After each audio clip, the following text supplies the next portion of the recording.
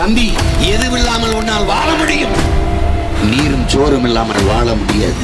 பல லட்சம் கோடிகளை பெரும் முதலாளிகள் வாங்கின கடன்களை தள்ளுபடி செய்கிற இந்த அரசாங்கம் உழைக்கும் உழவர்குடி மக்கள் பெற்ற கடனை தள்ளுபடி செய்ய மறுக்கிறது. விவசாயி கடன், மாணவர்களின் கல்வி கடன்.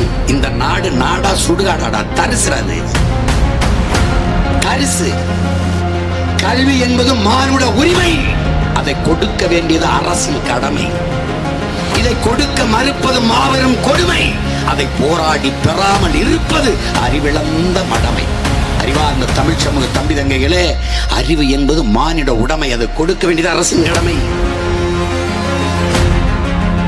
திரள்வோம் திரள்வோம், பகை மிரள திரள்வோம், திரள்வோம் திரள்வோம், தீந்தமிழ் இனத்தீரே திருச்சியில் திரள்வோம். February 21 அந்த மாநாடு என்பது மாற்றத்தை விரும்பும் மக்களின் மாநாடு.